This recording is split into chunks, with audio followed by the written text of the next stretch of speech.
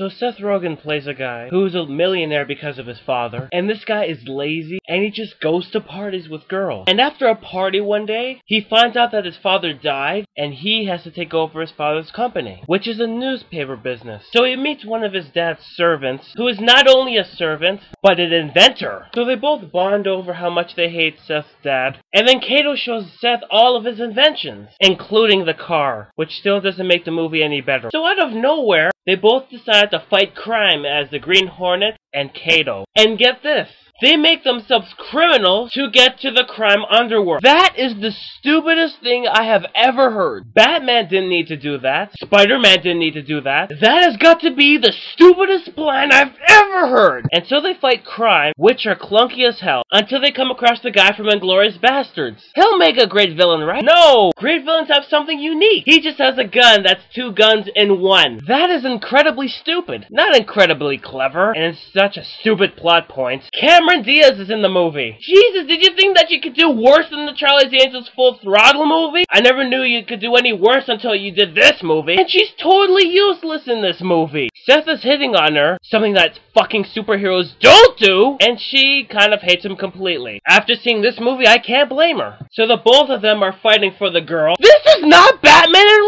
Robin! Superhero duos do not go for the same girl. They're just gonna fight. Haven't you learned anything from the Twilight movies? And so eventually, Seth finds out that his father was murdered. And when I mean murdered, I mean the actor who plays his father doesn't want any part of this movie anymore. I can't blame him. So Seth and Kato have a clunky-ass fight against the bad guy. They beat him, and they go back to their normal lives. Fuck, this movie was stupid! Seth is a douchebag in this movie. The villain is a complete idiot. The action scenes are stupid when they're not incredibly clunky. Cameron Diaz is a tool. This movie has been in production since the 90s. You think they could have done an amazing job. But no, they put Seth Rogen in it and made it an action comedy. That's like putting Steve Carell in the Bourne Identity movies. Stupid idea? Like this shitstorm of a movie. You know, for a movie that took a dozen years to get made, it came out pretty shitty. And in 3D? Are you 3D is completely pointless in this movie. There is nothing imaginative about this whole movie. It's stupid,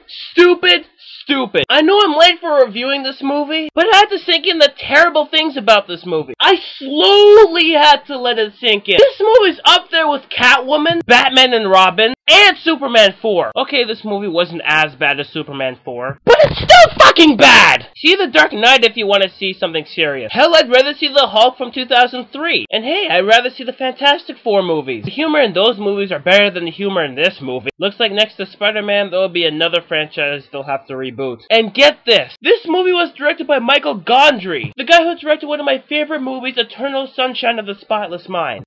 What made you say yes to this script? Did you read the script properly? You should have known it wasn't going to be any good. And Seth Rogen, God, we all know you're trying, but you can't pull off a superhero movie like this. You're not Michael Keaton. You're not Christian Bale. You're not even Tobey Maguire. So why did you sign up for this shit? What made you think that dressing up like this would do you any justice? Who is the Green Hornet? Not this guy.